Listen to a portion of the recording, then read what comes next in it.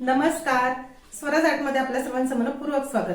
उन्हाळ्याच्या सुट्टीमध्ये गावाकडे आली आहे आणि गावाकडे आल्यानंतर उन्हाळ्यातील वाळवणाचे पदार्थ तर व्हायलाच हवे. आज आई आपल्याला कुठला पदार्थ दाखवणार आहे? मी आज आपल्याला ज्वारीच्या सांडोळ्यांची रेसिपी दाखवणार आहे. सांडोळ्या हा खानदेश आणि वऱ्हाडातील अतिशय जुना पारंपरिक असा खाद्यप्रकार आहे. खूप प्रसिद्ध आहे. सर्वच जण घरोघरी ह्या सांडोळ्या बनवतात. सांडोळ्यांची रेसिपी जरा किचकट आहे, पण आज अगदी कमीत कमी 1 किलोच्या प्रमाणामध्ये खूप सोप्या पद्धतीने आईने तुम्हाला सांडोळ्या बनवून दाखवल्या आहे. आमच्या पारंपरिक पदार्थांची ओळख तुम्हाला व्हावी म्हणून केलेला हा छोटासा प्रयत्न आहे. व्हिडिओ नक्की पूर्ण बघा. चला तर व्हिडिओला सुरुवात करूया. सांडोळ्या बनवण्यासाठी आपल्याला लागणार आहे 1 किलो ज्वारी. या ठिकाणी आम्ही नवीन ज्वारी घेतली आहे. शक्यतो नवीन ज्वारीचे हे सांडोळ्या करतात त्या खूप छान होतात. सर्वप्रथम आपण ज्वारी स्वच्छ धुवून घेऊ.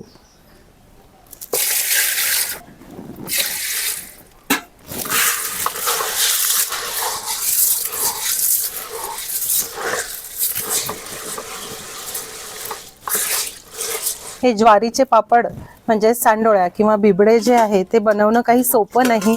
यासाठी खूप कष्ट लागतात, पण गावाकडे अजूनही घरोघरी हे पापड बनवतात. ही बघा, ज्वारी भरपूर पाण्याने छान स्वच्छ धुवून झाली. आता आपण ही चाळणीमध्ये निथळत ठेवूया.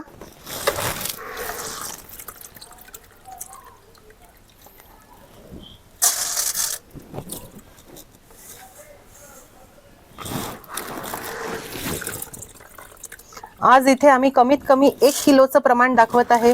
गावाकडे तर हे अगदी 8 किलो 10 किलो ह्या पट्टीमध्ये बनवले जातात. ज्वारी 2 मिनिटाकरता निथळली. आपण आता खलबत्त्यामध्ये कांडून त्याची साल काढून घेऊया.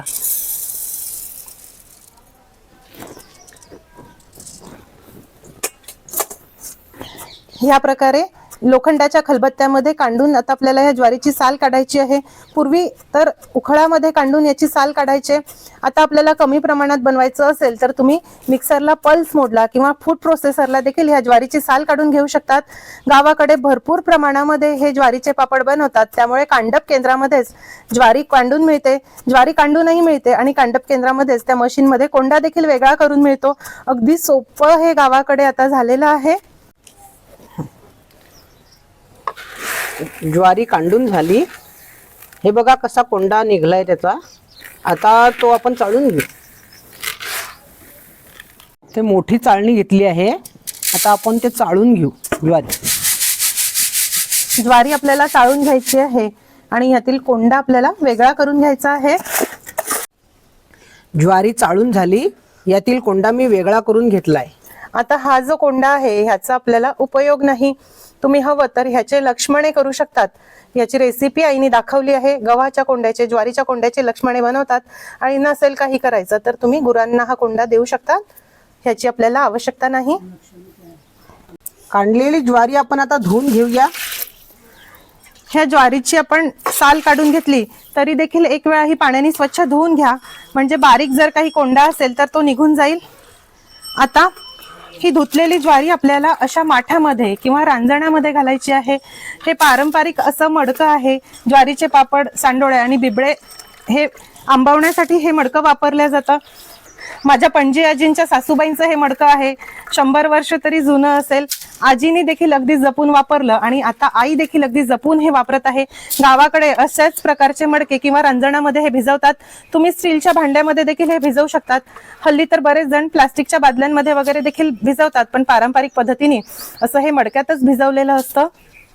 किती सुबक असा हा माठ किंवा हे मडकं आहे. तुमच्या गरजेनुसार असे लहान मोठ्या आकाराचे मडके पूर्वी वेगळे हे बनवलेले असायचे. धुतलेली सर्व ज्वारी आता आपल्याला ह्या मडक्यामध्ये घालायची आहे. ज्वारी भिजेल एवढं यात आता पाणी घालूया. पाणी कमी व्हायला नको, नाहीतर ज्वारी काळी पडते. आम्ही यामध्ये भरपूर असं पाणी घातलं. यामध्ये पाणी कमी व्हायला नको, नाहीतर ज्वारी काळी पडते. कपड्याने वरून बांधून घेऊया. या प्रकारे पातळ कपड्याने हे झाकून आपल्याला असं बांधून ठेवायचं आहे.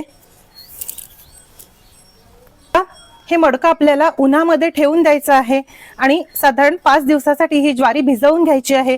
जर उष्णतामान कमी असेल तर ही अगदी 6 दिवस देखील भिजवतात. तुमच्याकडच्या वातावरणानुसार तुम्ही ही ज्वारी आंबवून घ्या. ही ज्वारी आंबवत असताना ह्यातील पाणी आपल्याला बदलवायचं नाही. फक्त जर ह्यात पाणी कमी झालं असेल तर ह्यामध्ये पाणी घालायचं आहे आणि पुन्हा झाकून उन्हामध्येच हे ठेवायचं आहे. हे जे रांजण आहे हे आता आम्ही उन्हामध्ये ठेवतो आणि ज्वारी आंबल्यानंतर मी तुम्हाला हे दाखवते. पूर्ण 5 दिवस ही ज्वारी आपण भिजवून घेतली. आता ती काढून धुवून घेऊया. 6व्या दिवशी सकाळीच आपल्याला ही ज्वारी काढायची आहे आणि धुवून घ्यायची आहे. पूर्ण 5 दिवस आम्ही याचं पाणी बदलवलं नाही, असंच ठेवलं आहे. त्यामुळे आता ही छान आंबट अशी झाली आहे.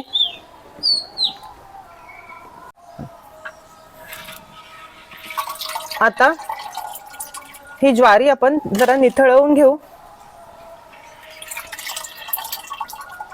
अगदी 100 वर्षापेक्षा जुना हा पदार्थ आहे आणि वराडामध्ये खानदेशामध्ये जर तुम्ही आलात तर घरोघरी हा पदार्थ बनतो. पूर्वीच्या काळी असे वेगवेगळे खाऊ किंवा स्नॅक्सचे पदार्थ घरात नसायचे, त्यामुळे पटकन हा भाजलेला पापड खाल्ला की सर्वांचंच भूक शांत व्हायची. त्यामुळे भरपूर प्रमाणामध्ये अजूनही गावाकडे हे बनवतात. या पापडांचं एक वैशिष्ट्य म्हणजे हे पापड तळण्याची आवश्यकता नाही. हे भाजून देखील खूप छान होतात. कोळशांवर भाजलेले पापड अप्रतिम लागतात, त्यामुळे आवर्जून सर्वच जण खातात. ज्वारी काढून झाली, ही आता आपण धुवून घेऊ. अशा एका मोठ्या टोपल्यामध्ये आता ही ज्वारी घेतली. आता आपण पाण्याने स्वच्छ धुवून घेऊ. 5 दिवस आपण ही ज्वारी भिजवली आहे, त्यामुळे याला थोडा आंबट असा वास असतो, थोडा वेगळा वास असतो. त्यामुळे स्वच्छ धुवून घेणं गरजेचं आहे. आई, आपल्याला ही किती वेळ पाण्याने धुवायची आहे? एका पाण्याने धुतलं तरी चालतं. चालेल. पुन्हा ज्वारी निथळायला ठेवायची आहे. 10 मिनिटाकरता हे आपण आता निथळत ठेवू आणि कापडावर वाळत टाकू.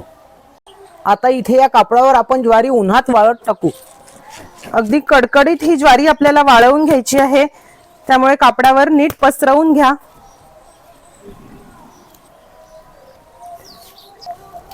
आता दिवसभर उन्हामध्ये आम्ही ही ज्वारी कडकडीत वाळवून घेतो आणि वाळल्यानंतर संध्याकाळी तुम्हाला दाखवते.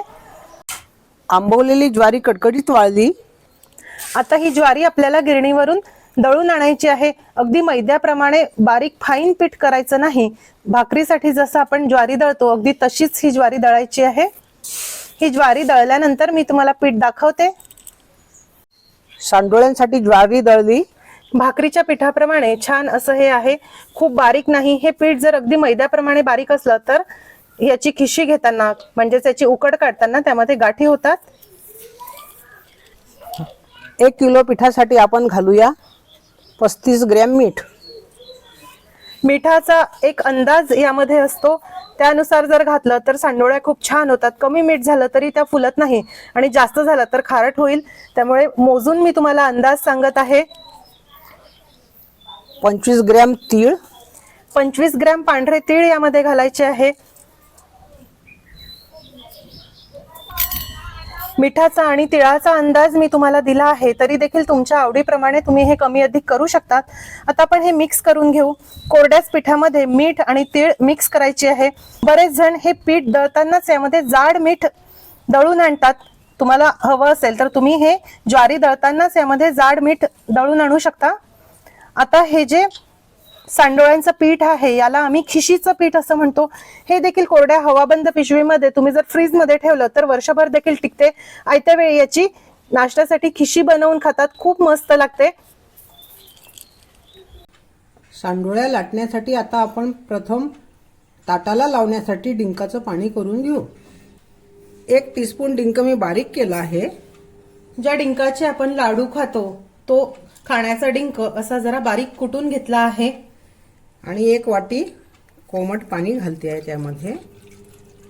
ह्या ज्या सांडोळ्या आहे ह्या करताना आपण खूप त्याला तेल लावून आपल्याला करायचं नसतं. मग ताटाला ह्या सांडोळ्या चिपकू नये म्हणून ह्या डिंकाच्या पाण्यावर ह्या सांडोळ्या लाटण्याची पद्धत आहे.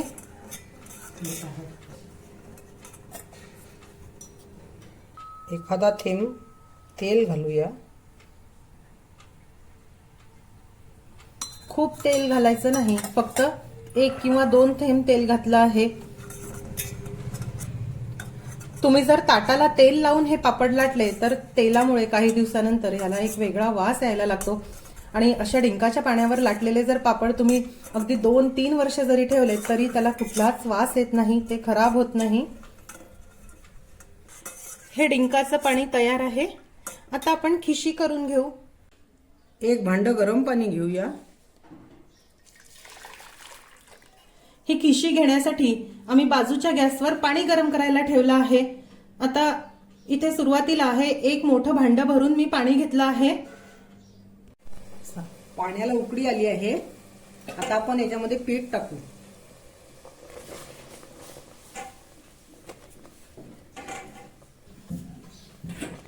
पीठ आणि पाण्याचा अंदाज हा ज्वारीनुसार बदलू शकतो. इथे आम्ही एक भांड भरून पाणी घेतलं होतं, त्याला साधारण पाऊण भांड पीठ घातलं आहे. बघा, या खोरण्यानी अशी ही ढवळून घ्यायची आहे आणि ही खिशी करायची आहे. सर्व पिठाची उकड एकाच वेळी घेऊ नका. ह्या सांडोळ्या आपल्याला गरम गरम लाटायच्या असतात, त्यामुळे थोड्या थोड्या प्रमाणामध्ये उकड घ्या आणि उकड होईल तशा तशा गरम गरम ह्या सांडोळ्या लाटा. पीठ असं नीट मिक्स करून घ्यायचं आहे. आणि आता हे भांड जरा आपल्याला गॅसवरून खाली उतरवून घ्यायचं आहे. आईनी हे भांड खाली घेतलं आणि 2 पायांमध्ये धरून आता याला असं छान ढवळून घेत आहे. अशी ही खिशी आटून घेणे, याला खिशीला आट देणे असं म्हणतात. काही गाठी वगैरे असतील तर त्या निघून जातील. बघा किती छान मऊ अशी ही उकड झाली आहे. आता पुन्हा गॅसवर ही खिशी ठेवायची आहे आणि यावर अर्धवट झाकण ठेवू आणि 2 मिनिटांसाठी याला एक वाफ काढून घेऊया. हे बघा, ही तयार झालेली गरमागरम खिशी, यावर पांढरे तीळ आणि कच्च्या शेंगदाण्याचं तेल घेऊन खातात. खूप मस्त लागते. बऱ्याच जणांना ह्या खिशीवर गूळ आणि कच्च्या शेंगदाण्याचं तेल घेऊन खायला आवडते, तर काही जणांना ह्या गरमागरम खिशीवर पिठी साखर आणि दूध घालून खायला आवडते. ह्यावर लसूण चटणी आणि थोडं शेंगदाण्याचं तेल घेऊन खायला देखील मस्त लागते. तुम्ही कुठल्याही पद्धतीने ही खिशी खाऊन बघा.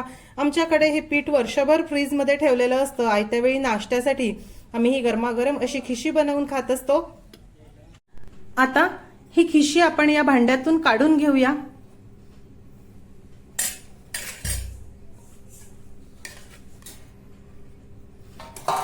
एका मोठ्या परातीमध्ये ही तयार खिशी काढायची आहे. ही चांगली चोळून घेऊ. आता हे छान आपण मळून घेऊ आणि ह्याचे आता आपल्याला पापडासाठी लाट्या बनवून घ्यायच्या आहे. मोठ्या मोठ्या आकाराचे छान ताट भरून हे पापड असतात. सुरुवातीला ताटाला आपण डिंकाचं पाणी लावून घेऊ.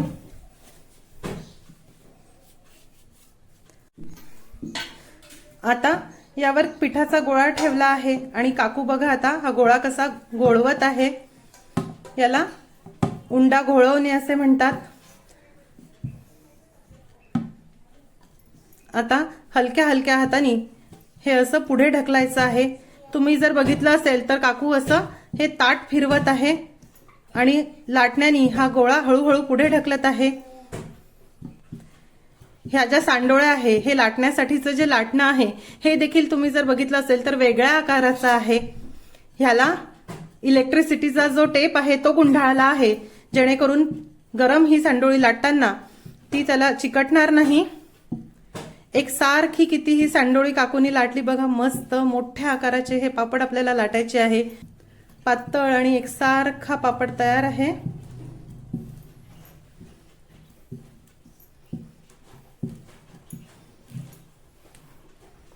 जरा 2 मिनिटांसाठी आता आपल्याला ताटावरच ही बाजूला ठेवायची आहे आणि नंतर सोडवायची आहे. हे बघा, काकू आता ही सांडोळी तुम्हाला सोडवून दाखवते आहे. हलक्या हाताने हे काठ असे ओढून घ्यायचे आहे आणि हळूच अशी हातावर घेऊन ही सांडोळी सोडवायची आहे आणि सुपावर किंवा एखाद्या अशा लाकडी टोपल्यावर ही वाळत घालायची आहे.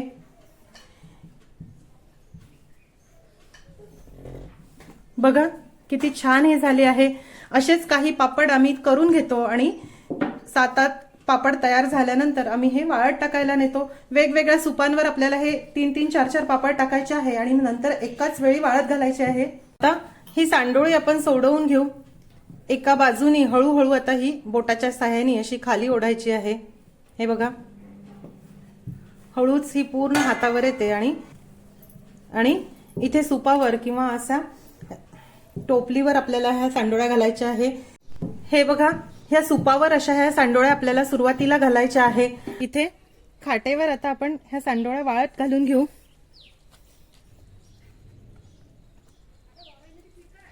उन्हामध्येच ह्या वाळवायच्या आहे. बघा किती पांढऱ्या स्वच्छ ह्या सांडोळ्या झाल्या. एका वेळी 8-8, 10-10 सांडोळ्या आम्ही 2-3 सुपावर तयार करून घेतल्या आणि आता ह्या उन्हामध्ये आणल्या आहे. उचिक अशा ह्या सांडोळ्या असतात, त्यामुळे हलक्या हलक्या हाताने ह्या वाळत घाला. आता ह्या सांडोळ्या पूर्णपणे वाळल्यानंतर मी तुम्हाला दाखवते. सांडोळ्या कडकडीत वाळल्या. हे बघा किती छान पांढऱ्या स्वच्छ पातळ आणि मोठ्या मोठ्या ह्या सांडोळ्या झाल्या आहे. ह्या सांडोळ्या पूर्णपणे वाळल्यानंतर आता कोरड्या हवाबंद डब्यामध्ये ठेवायच्या आहे. कोरड्या हवाबंद डब्यामध्ये अगदी 1.5-2 वर्ष देखील ह्या सांडोळ्या छान टिकतात. शिवाय ह्या सांडोळ्या तळण्याची देखील आवश्यकता नाही. आयत्या वेळी तुम्ही गॅसवर भाजून, चुलीवर भाजून किंवा अगदी मायक्रोवेव्ह मध्ये भाजून देखील ह्या खाऊ शकतात. तळल्या तरी छान होतात, पण तळण्याची देखील आवश्यकता नाही. अशाच खूप मस्त लागतात. मध्ये मध्ये 1-2 वेळा ह्याला ऊन द्या, म्हणजे अगदी मस्त टिकतात. आता आपण सांडोळी भाजून घेऊ. इथे आम्ही निखाऱ्यावर ही सांडोळी भाजत आहे.